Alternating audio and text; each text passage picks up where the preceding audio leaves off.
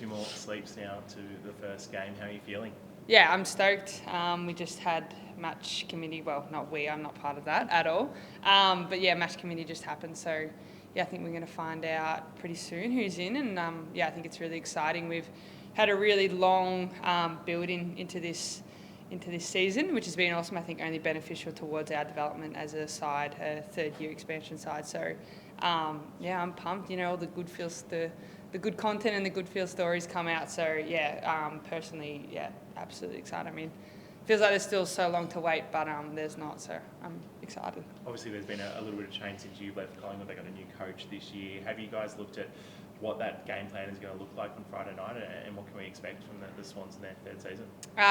We yet to do our line prep, but yeah, I think it'd be dismissive of me to say I don't know a little bit of, I guess, personal knowledge, just being a part of that football club for so long. But obviously there's a mutual respect and a competitive beast inside of all of us. So yeah, I think the only thing one thing you can expect that's a non-negotiable on Friday night is for us to come out and, you know, give, I guess, the fans, the AFLW community, our members, the club, what they deserve, which is a good game of footy against, you know, a big rivalry against Collingwood. And yeah, I think they're off the back of what the men's are being able to do. It's a weekend where I guess all Sydney followers can come to North Sydney and watch us. To be given the season opener as well, what does that mean for the group? Yeah, I think given that we've earned it as a club, entire club. First of all, performance from the players, and you know, we were able to have a really historical season last year. But then I think it goes just beyond the on-field success that we had, the off-field, the ability for, you know, our matchday experience team to give fans an unforgettable, you know, memories when they come and watch the football. For us to be so, I guess, accessible and walk around the field at the end, and even, you know, our fans and members and loved ones and friends to have the highest home crowd attendance in our second season is a big flex. So yeah, I think we earned that, and I'm stoked. Yeah, I don't think, you know, you would have ever thought an expansion side, but, you know, in their third season would be given the opening round to AFLW. So yeah, immensely proud. Can you tell us a bit about Friday nights at North Sydney Oval? Can you just describe as a player what it's like running out there, and especially the buzz as well, men's as well? Yeah, well, the buzz is huge. I think you guys walk in here and you feel it straight away. They've had an incredible season, and the momentum that they've, you know, jumped on now, and they get the week to rest, and you know, it leaves the AFLW window open. But yeah, the buzz at North Sydney Oval is insane. I still remember the goal that I kicked, and just the crowd, I couldn't believe, you know, coming from a Melburnian side to come here. I'm like, I've never heard a crowd so loud. And yeah, I think, you know, it's going to be huge.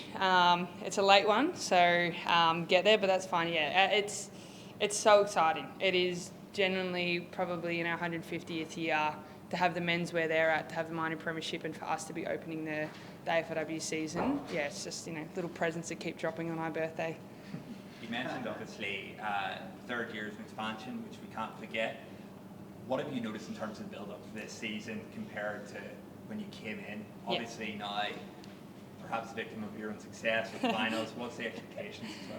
Yeah, I think we keep pushing that bar higher, and then you do become a victim of your own high standards. But I think that's what this club drives, is continually pushing that bar. And what I've noticed is you can't buy experience. We've had, I think, literally 3/4 of our list have under 20 games experience in the AFLW. So we've had a whole season, we have finals, and then we played, like I said, it's been a really big build-up. And to have games now under our belts, I think we're seeing footballers come into themselves and figure themselves out. And that's what I've noticed in this build-up is girls figuring out their trademarks and how they want to play, and the kind of game style that they want to bring to fit our game structure. Scott said to us yesterday that he feels like the depth has improved so much. Every player on this roster is now pickable. Kind of what you're talking about. Yeah. Do you notice that day to day that this group is awesome? Yeah. I mean, Scott, I always worry what Scott's going to say, especially in the lead up to round one. But yeah, there genuinely is so much depth in this side, and it was a side full of players that kind of been overlooked and always had to continually prove, you know, that they were worthy enough. And I would hate to be a coach trying to select the round one team, because the way people have responded to one adversity, had a bad week on track, but the way we've been able to respond each time is insane. And yeah, I don't think any person or any player should be comfortable. Scotty mentioned that literally last season in our review, and then day one we rocked up in the auditorium and he said, don't be comfortable. But I think that's just a credit to the hard work that we've been able to put in and just the mindset that we've been coming in into the club with each day. So yeah, I'm actually genuinely excited to see the lineup, and there's going to be some sad people because you work so hard, and round one, the build up to the hype, everybody wants to play, but I wish everyone could play, but that's the unfortunate I guess way that elite sport is. But we have a very selectable side. Just hope I get selected. So calm and cool. Do you still get nervous? It's a big one in your own backyard. Just kick off the season. I mean, I am sweating in this polo. It's hard to see. I think that's probably kind of my personality, is just like, kind of go with it. There's a lot of external noise, and I think you do need to lean into that. I'm so grateful that there's so many people here taking an interest in AFLW and Sydney Swans AFLW side. So you definitely need to lean into that, but it's so bizarre how you build an environment once you get out there. Everything kind of it goes silent, and we've been working with some incredible mentors like Emma Murray, Marla Wilson, and they've come in and they've taught us and helped us kind of build a bubble for ourselves, and it's about the players. Like I said, definitely lean into the excitement and buzz, but the best decisions are made under a cool, calm head. So I like to think that I keep that. Quite rightly, you said you have earned it. That is absolutely right. But you don't want to waste this opportunity either, given that is the first game of the season. Everyone's going to be looking at it. Yeah, exactly. And pressure's a privilege. And, when you put on the opening round, it's the only game on the Friday night, and, people got to wait all day long, including us, for it. So, yeah, you don't want to let this opportunity slip. But I think if you view it that way, then you build more pressure on yourself than needed to. The support we've had from the club, even outside spectators, and even just yourselves is, I think that kind of helps you stay cool, calm and collected, because we've already done so many people proud that Friday night nothing really needs to change. We just need to go out there, and we've had such a long build up. So I always say, nothing, there's nothing, we play a game of football.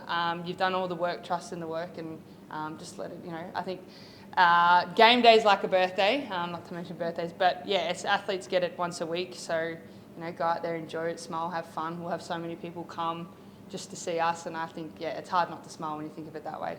Chloe, so just going back and forth with the other teammates? Yeah, I do. I do keep in touch with a few of them. I think the Do Not Disturb's been put on for anybody in black and white this week, but like I said, I do, there's a lot of people I love there, but get to game day and it's the competitive nature comes out, and I'd be lying if, it wasn't, it's more exciting. It's just that little bit edgier when you do play against your old side, but I think we're going to have, my focus is my team and making sure that they're, I've got some nerves, but I think as a leader and being a co-captain, my job is to kind of keep our young ones in check and just make sure that they are, don't let the nerves get too much. But like I said, D&D's put on for the Pies this week. Couple more, guys. Chloe, you obviously mentioned last season, it was an incredible buzz, highest average attendance, I think, across the league. Were you surprised when you came in just how big that it got? And also, tell me, have you noticed just off the field, it's been a long build-up, that you're getting more kids and stuff coming up to you asking about it, like in Sydney? Yeah, well, I remember when I was still playing at my old side, Sydney hadn't even, I think, put a team together, and they already had, the highest memberships, and you look at that and you go, oh my Lord, something very right is happening over in Sydney, and then obviously coming across. And I would like to say I'm surprised, but I'm really not. Getting here and the investment that the club put into us, into their athletes under here, into the fans and members, and just the way they expose everybody to the red and white. It's kind of hard to walk the streets and not see Sydney everywhere. It's plastered. So no, I'm not overly shocked. I think it's just an outcome of the investment that people put into this football side. It's one club. Have you been swapping notes with Colin there, swapping a few notes over coffees? Well, he's yet to shout me a coffee. I mean, we do have great facilities here. We have to get coffee for free here. No, but just on the boys, like, just I guess it is inspiring watching them play, and you know, the season's had their own highs and lows, and even Millsy personally coming into the side and finding his groove, like, it's hard not to watch them and be inspired, and then to see the success and just kind of watch the faces when I think Chad Warner kicked the goal, and you could see how much it meant to him. And it's like, it's hard for us to not feel that energy as well. And when we're so exposed to each other around the football club like this, you do talk about like, how you feeling, how you going. So yeah, I definitely think we thrive off each other's energy and the way they're playing. And I know they're in their rest week now, but yeah, we're definitely looking to kind of add to their wave and just create a tsunami of that energy that they've been building. It's very Last clear one. going into the season the need to increase audience numbers. I guess when it comes to that, is it more just let the footy do the talking? Yeah, I definitely, it does, I think some part of it falls on the athletes and let the footy do the talking, but yeah, I think on a broader perspective, Sydney Football Club do it incredibly well. Literally, I've had other teammates and other captains ask how does Sydney do it, and I was like, it just happens, don't know.